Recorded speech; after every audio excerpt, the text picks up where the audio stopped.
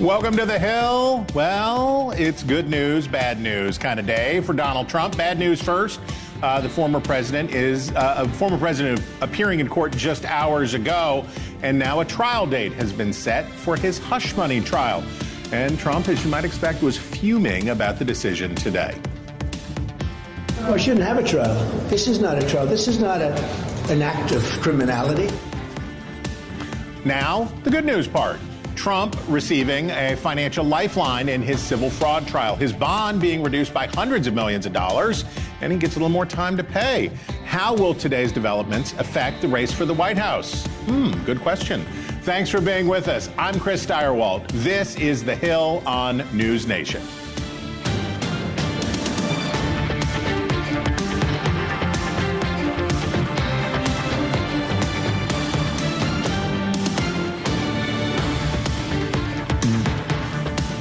Welcome, welcome, welcome. Let's say hello to our panel. Joining us today, you know him, you love him, Scott Bolton. He's NewsNation political analyst, and he is the former Washington, D.C. Democratic Party chairman. Erin Perini, she is a Republican strategist and many more things other than that. Kurt Bardella, he is a NewsNation contributor, fancy, and a Democratic strategist. And Denise Gitsham, she is a NewsNation political contributor. And now we will plug away her book, Politics for People Who Hate Politics. I'll pay you later. There you go. Exactly. Put the 50 on the table. Good evening and welcome to The Hill. I'm Chris Steyerwalt. I am filling in for the great Blake Berman. Okay, time frame. In 3 weeks, April 15th, for the first time, a former United States president is scheduled to be on trial facing criminal charges.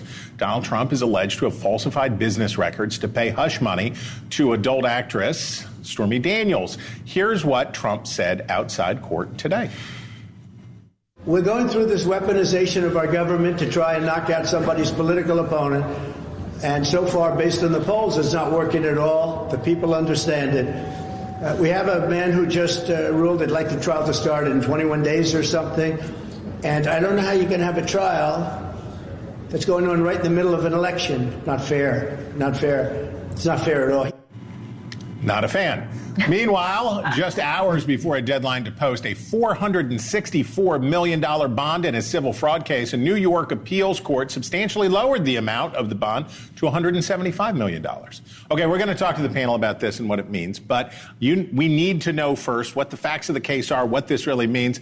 Guess who's best to do that? NewsNation legal contributor Jesse Weber. All right, Jesse, welcome. Am I really the best to do it? I hope so. I hope so. Well, I mean, you're who we have. You're the best person who is with us right now. So that's a win. There you go. Okay, so Jesse, is this a win for Trump in terms of the appellate panel knocking down the amount of the bond?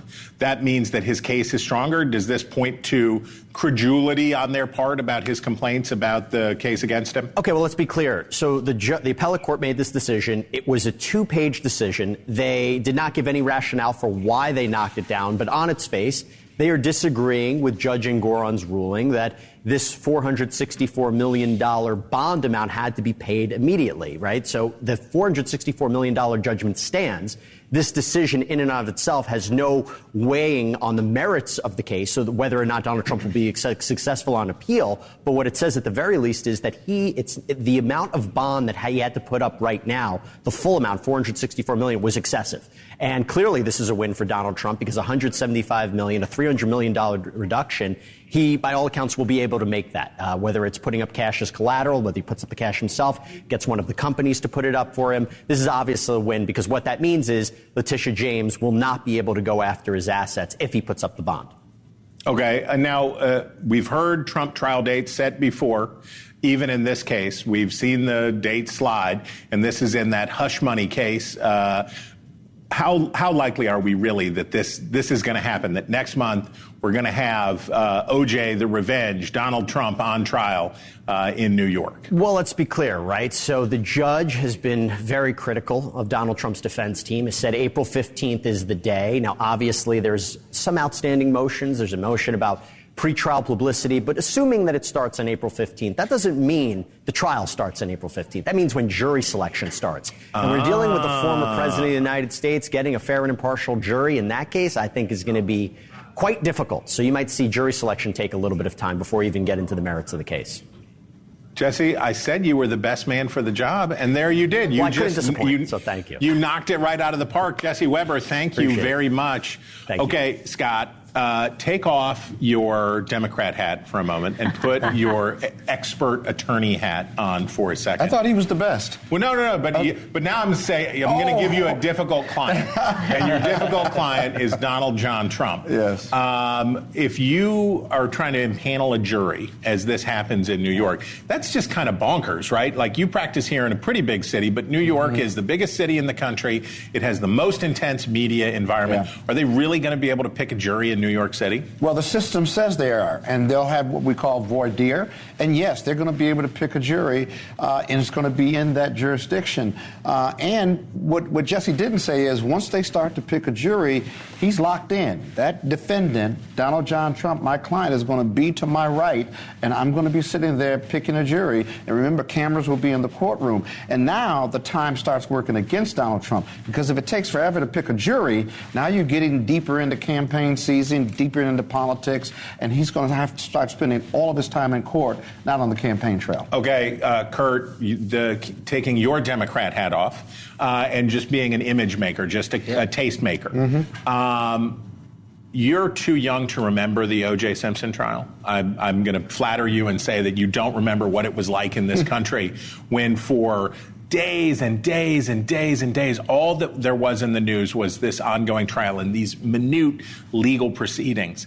From an image management standpoint, what do you tell your client, Donald Trump, right? If you're representing Donald Trump as his spinmeister, how are you trying to get him through this? I mean, I think you continue what you've been doing to this point, which is every time the day ends, you go out there, you make a statement to the never-ending quandary of reporters who are to be there and cameras, and just keep saying, hey, this is the weaponization of government. You make this my fight is your fight, America. My fight is against this government that's trying to take me down because they don't like what I believe, what you believe. It's almost the John Dutton for governor platform. That's what you do. Wow. Okay. He gets a prize for the first pop culture reference of the show. I bet it won't be the last for Yellowstone fans.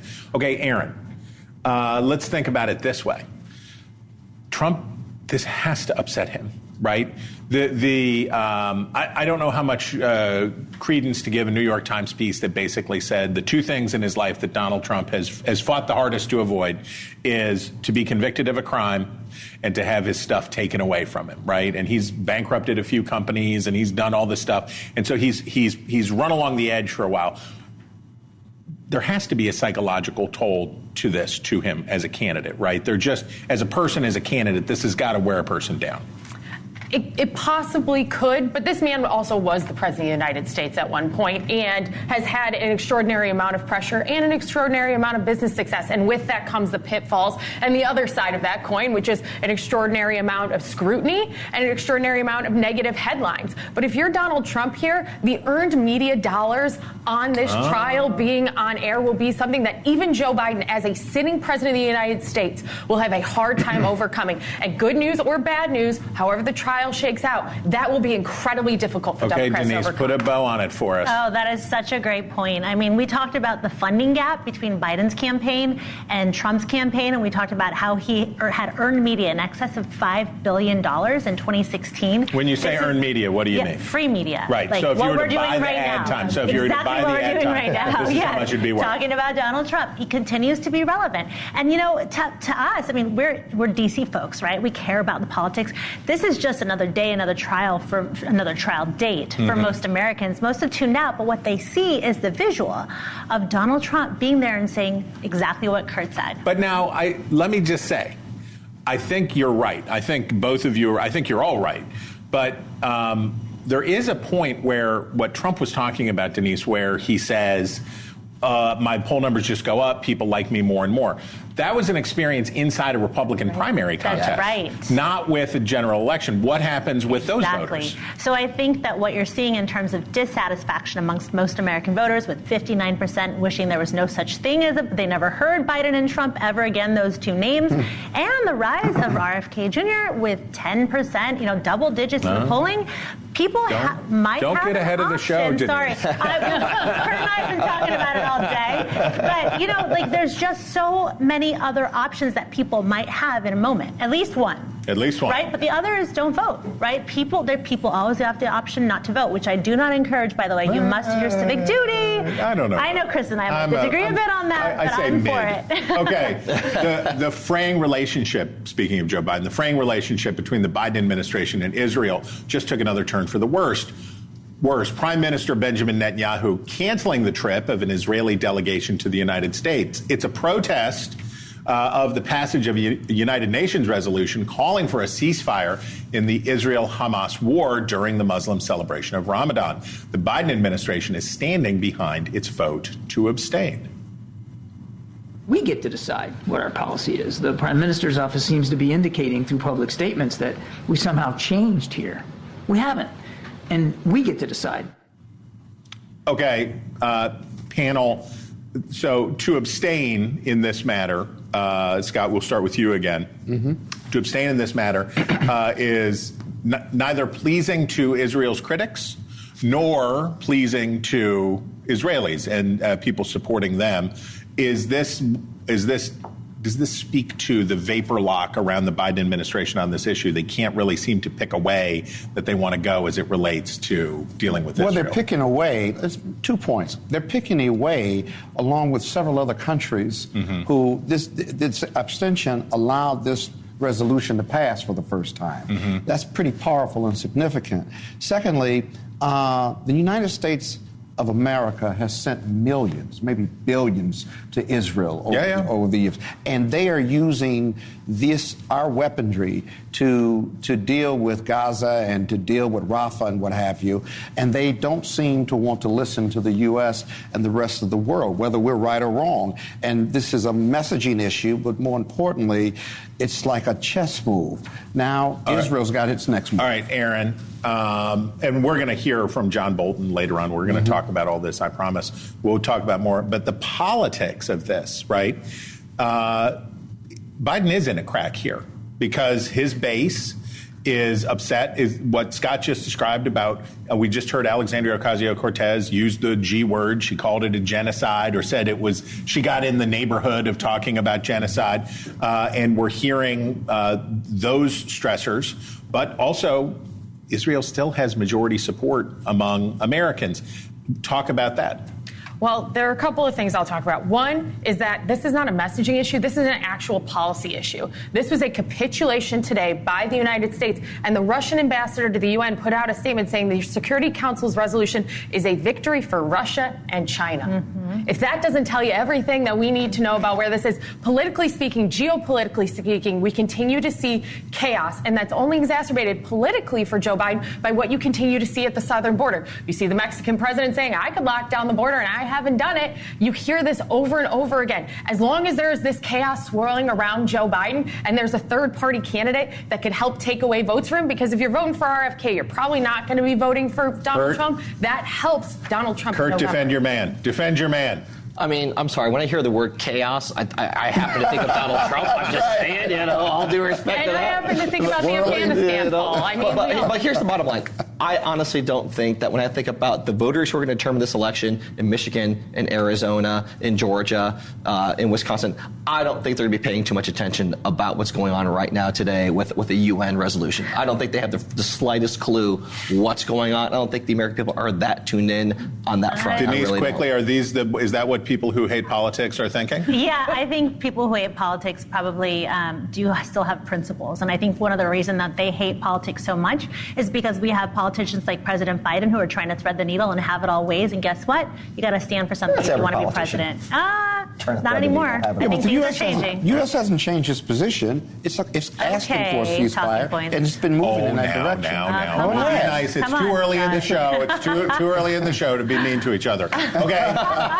I didn't even hear what she said. Come on, that's just how we like it. That's just how we like it. Okay, everybody settle down. Coming up, more on the tensions between Israel and the United States. We will talk live with former ambassador to the United Nations, John Bolton. We'll get his reaction on today's UN resolution. Plus, we're going to talk about Russian President Vladimir Putin. What's Putin's next move following the concert hall massacre? Things getting dicier. And political party crasher RFK Jr. is set to steal the headlines yet again in the 2024 race. He'll unveil his vice presidential pick tomorrow. What does it have to do with getting on the ballot? I will break it down when The Hill on NewsNation returns.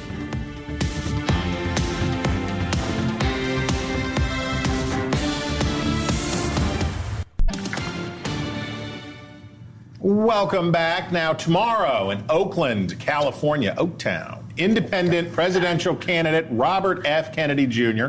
is set to announce his 2024 running mate. Why is he making this announcement now?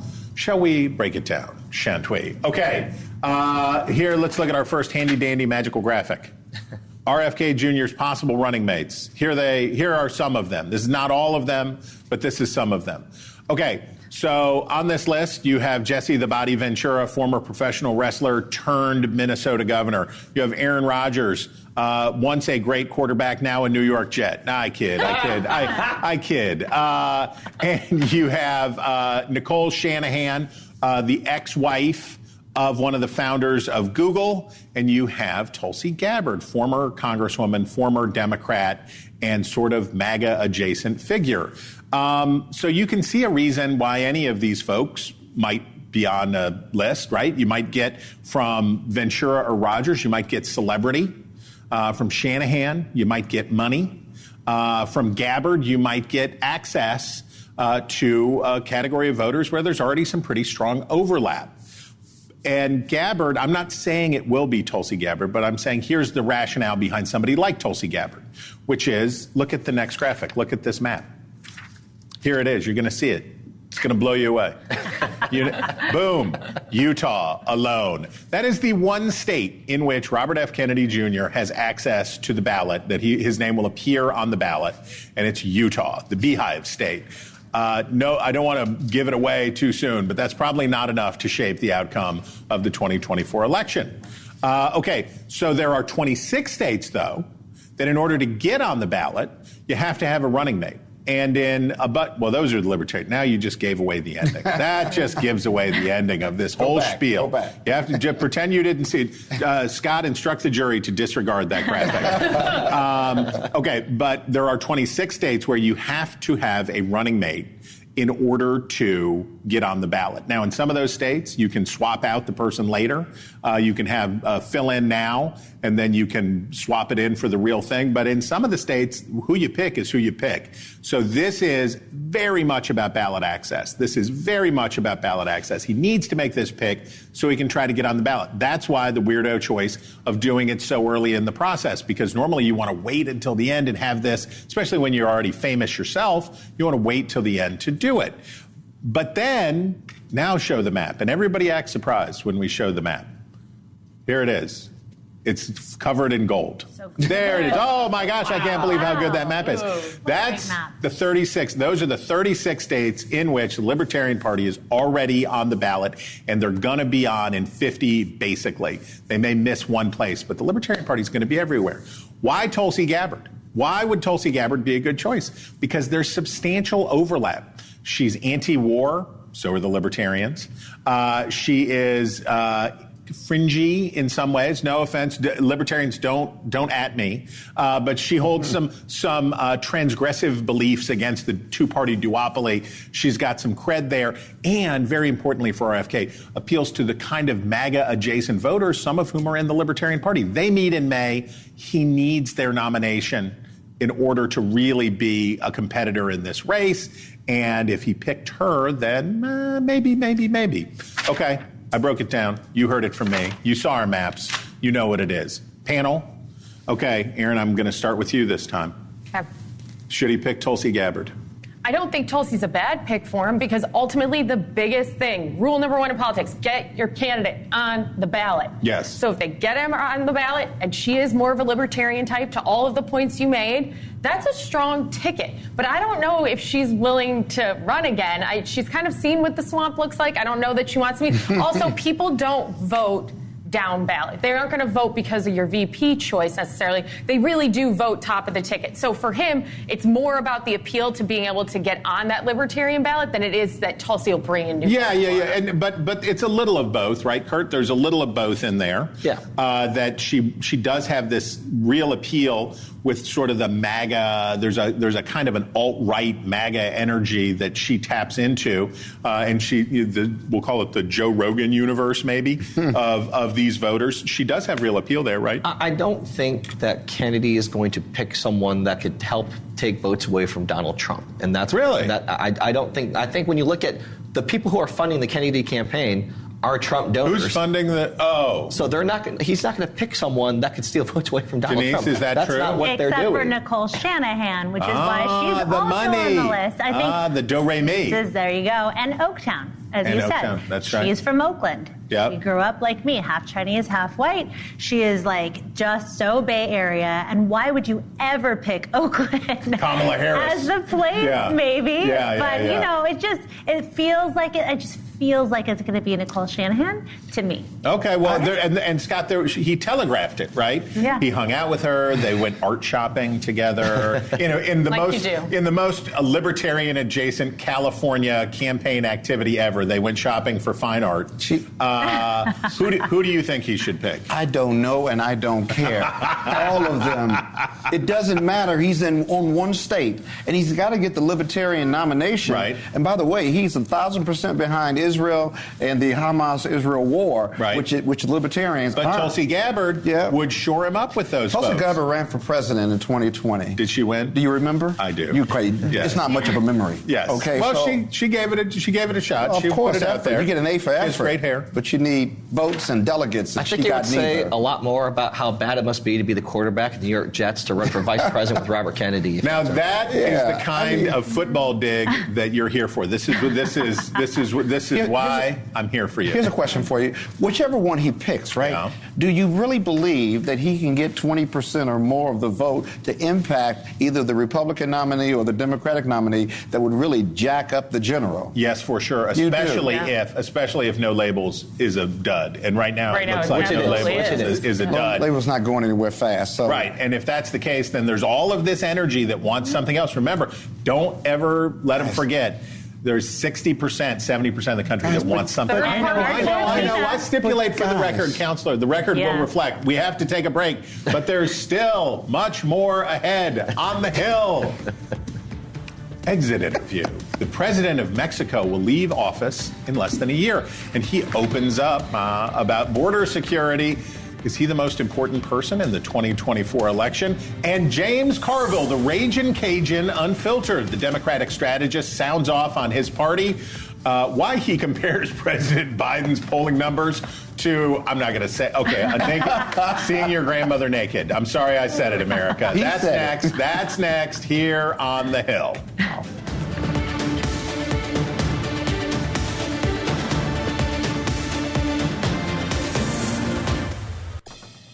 Welcome back. Russia is still reeling after a terrorist attack killed at least 139 people on Friday. So what does this mean for strongman Vladimir Putin's regime going forward? Here's one possibility raised in an opinion column. Will Putin risk World War III? With us to answer that question is John Bolton. He is the former national security advisor to President Donald Trump. He's a former U.S. ambassador to the United Nations, and he is our very welcome guest. Ambassador Bolton, welcome. How do we think about Vladimir Putin's position? It has to seem more tenuous now. This has to be problematic. He's lashing out. He's trying to blame the West and Ukraine for this attack, but this has to weaken him domestically. Well, I think it has some negative effect. I think that's one reason why he's tried to point the finger at Ukraine, which is ridiculous. It will give him the excuse to ramp up Russian force against civilian targets in Ukraine, and that's a way of diverting the attention at home. But he has no serious opposition at the moment. I think what he really should be concerned about is that this attack could be the beginning of others. I mean, the fact is that ISIS-K, ISIS-Khorasan, which is based in Afghanistan. They have gotten a new foothold there after the American withdrawal, as predicted by many people, which has also, by the way, attacked Iran in the past couple months. So ISIS-K is a pretty potent force, at least regionally, and I think it's a signal to us, too, that just as they crossed Russia's very long southern border to get there, they can be looking at our southern border, too. And in terms of the urgency, how this affects the U.S. posture toward Ukraine and the conflict there, if what the Putin regime is going to do is escalate, if there's anything left to escalate in Ukraine and things get more intense, is this a tipping point time for Ukraine? Well, I think it's very serious for Ukraine. The 2 years of fighting, because they have not had an opportunity to conduct a really strategically well-thought-out, well-equipped offensive, really has reached, at best, gridlock for Ukraine. Russia's been making modest advances. We know Ukraine has a morale problem now. They've got ammunition problems. So, unfortunately, if I were on the Russian side, I would be pushing to see if they can find a breakthrough somewhere, which could have devastating effect on Ukrainian bargaining position after our election, when I think Putin will then want to see negotiations begin. Okay, turning now to Israel and the United Nations. Take us sort of behind the closed doors, take us behind the thinking. So we get this resolution against Israel. We get the United States abstaining. What does that mean? Put that in context for us, please. Well, the context is that when Biden was really supporting Israel, he vetoed 3 resolutions in the Security Council that, in effect, were trying to impose an immediate ceasefire. But then, weakening constantly because of, I think, largely domestic political pressure, the U.S. itself put forward a resolution on Friday that really retreated from the linkage between the release of the hostages and the ceasefire. And for the administration's troubles, it was humiliated by Russia and China, which gratuitously vetoed it. I think for the fun of it. I really think they enjoyed it. The Russian ambassador even made the point that Biden was advancing a U.S. resolution for domestic political purposes. Quite the analyst there.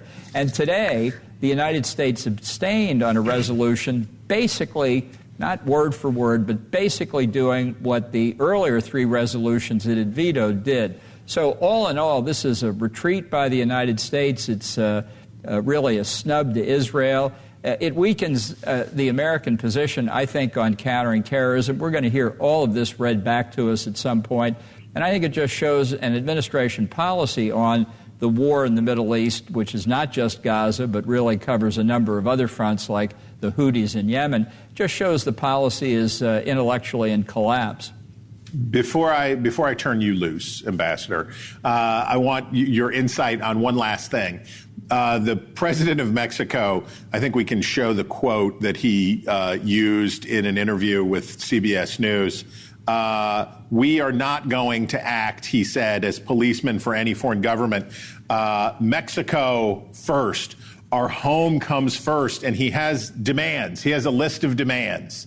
Let's look at those. He wants the United States to commit $20 billion a year to poor countries in Latin America and the Caribbean. I wonder if he can think of any in particular, to lift the sanctions on Venezuela, to end the Cuban embargo, and legalize law-abiding Mexicans living in the United States.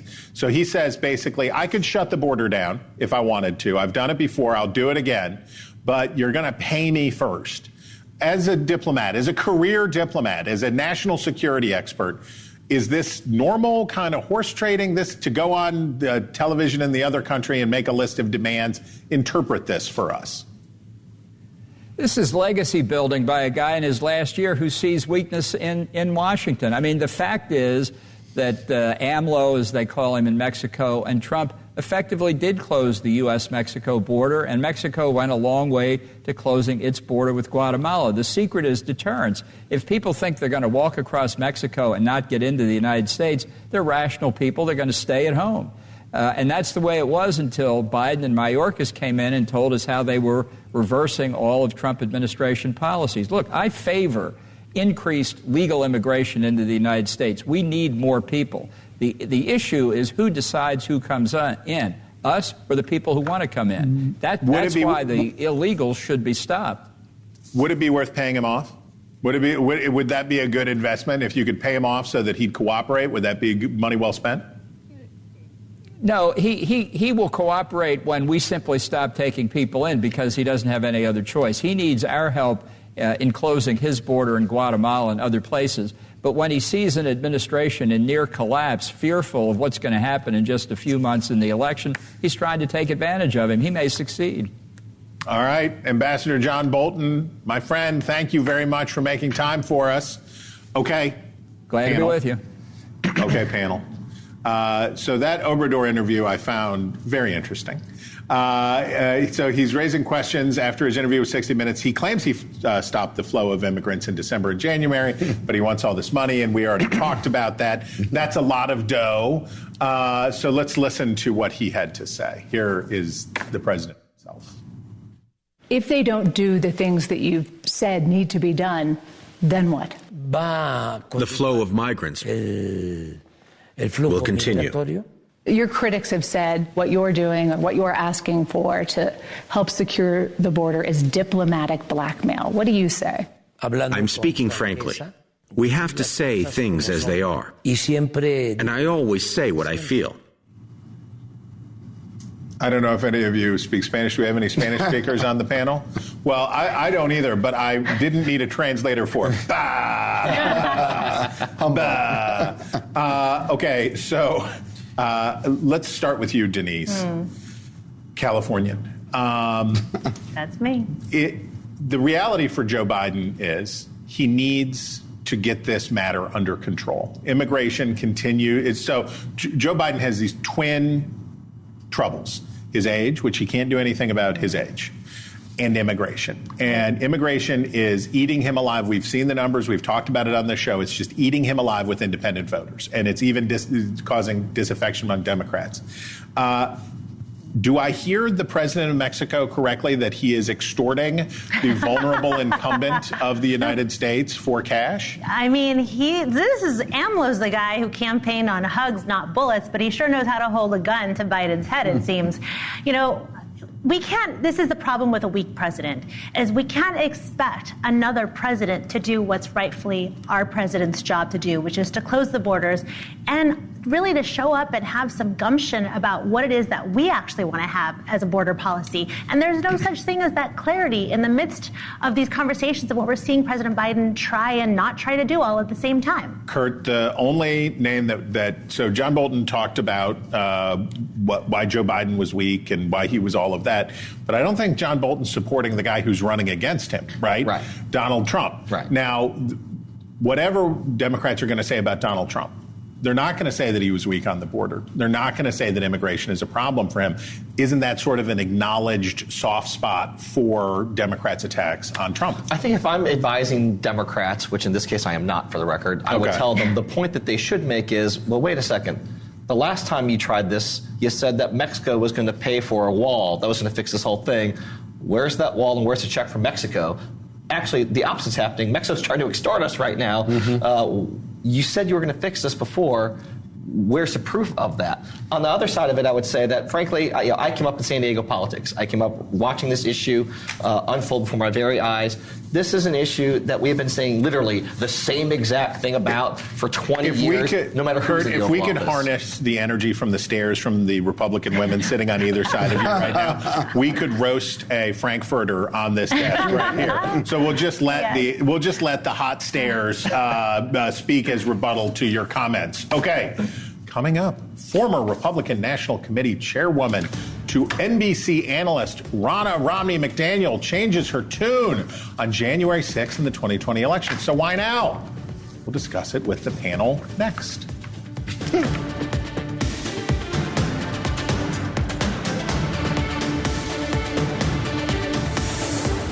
Also known affectionately as the Ragin' Cajun. They have a lot of unaffectionate nicknames for him. He spoke to Maureen Dowd at the New York Times, and he said this about President Biden's polling numbers, quote, "It's like walking in on your grandma naked. You can't get the image out of your mind." Scott? I wouldn't walk in on her. Yeah, you would. You would not. You would not. What James Carville basically is saying is that Democrats got too woke, too out of touch, lost connection with working class voters, and they put their heads in the sand like ostriches and need to reconnect to the kind of voters that he and Bill Clinton helped woo in the 90s. Maybe, but he hasn't left the Democratic Party yet. No, and the Democratic I don't think Party, he's a Trump vote. And no, certainly not. And he's certainly going to vote for Biden. Listen, we've got 8 months to go. I listened and read that whole interview. He had some choice words and some choice words for reality. Like Democratic consultants want, as he says, bury their head in the sand. The reality is the numbers aren't there. The border is a problem, and we're slow getting around to it. So what are you going to do to fix it? And then just do something, right? Just do something and then be judged on your merits. The Democrats haven't done that. The White House hasn't done that yet. But I'm hoping and praying that they do, because God help us all if Donald Trump wins again. I've never heard so many concessions from Scott, ever. It's good. I'm a pragmatist. That's the spirit. That's the spirit that I'm trying to bring. I am a pragmatist, and the Democrats can fix this issue and quiet the critics who are on this panel from the GOP side. Okay. They can. They need to do something, though. That's right. Okay, Aaron. Good luck. What about do you consider yourself a preachy woman? Are you a preachy woman? James Carville is concerned about the preachiness of women. I don't have the quote right here, but perhaps it's going to come up on a full screen if I vamp long enough, and then I can read it right off of the monitor. But basically he said, a suspicion of mine is that there are too many preachy females, he said, dominating the culture of his party. Don't drink beer, don't watch football, don't eat hamburgers. This is no good for you. The message is too feminine. Everything you're doing is destroying the planet.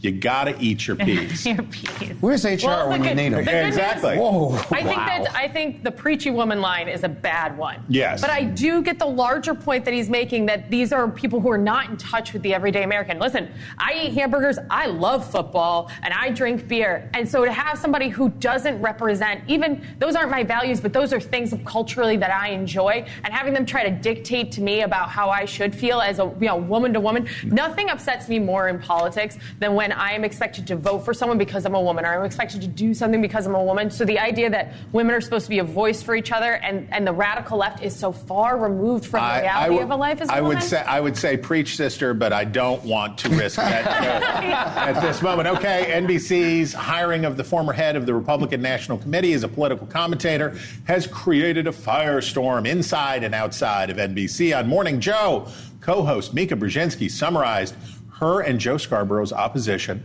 to the hiring of Ronna McDaniel. We believe NBC News should seek out conservative Republican voices to provide balance in their election coverage. But it should be conservative Republicans, not a person who used her position of power to be an anti-democracy election denier. And we hope NBC will reconsider its decision. Harumph, harumph, harumph. Yeah. Okay, I can say of Scott and Kurt and Denise, this is all very true. What you want when you hire a political commentator, a person who has been in the game, who has been experienced, is that they will tell you the truth, right? Mm-hmm. So you hire Ronna McDaniel, who's no longer the head of the Republican National Committee, and then she comes on and she gets ripped apart. Now, we could be mean, and we could delight in the misery of a competitor about how they spend all this money, make this big hire, and then they get egg on their face. But Kurt, for you, when you come here, you're a Democrat. Yeah, you have opinions, but isn't it important to be calling balls and strikes and try to be honest, right? Yeah, I think it's incredibly important, especially now where truth and fact get so distorted so easily, to have people who know what it's like on both ends of the spectrum to fight in these fights, to be a part of these battles. I've been on both sides of it as a former Republican and now a Democrat. I think the challenge that we've seen with this thing play out is there is a credibility problem. I think it's more credibility than PR, actually, because of you said this not that long ago, even about her current employer, and now you're saying something very different. Which one is true? Don't hire the title. hire the brain. Right. Hire the brain and hire the good judgment. That's who you want to hire. And look, we have right here all of that excellence right here, acquired for you and our new friend, Aaron. Okay, panel, thank you so much for being with us today, telling us the truth. Coming up, Ron DeSantis' direct message to teens, no more social media. The Florida governor signing one of the country's toughest bans, prohibiting minors from using sites like Instagram and Facebook and all that jazz. Will it survive in the courts? We will talk about it with Leland Vittert. He's the host of On Balance, and we'll do it right after this break. NewsNation tonight. A tragic accident with a shocking twist. Why identical twin sisters are both facing charges in a fatal crash with an Amish horse and buggy. The lawyer of the accused driver talks to Ashley. Banfield tonight. Welcome back. Now, take a look at this. Florida Governor Ron DeSantis setting his sights yet again on social media, signing a bill that would implement a strict ban for minors under 14 and requiring permission for 15 to 16-year-olds.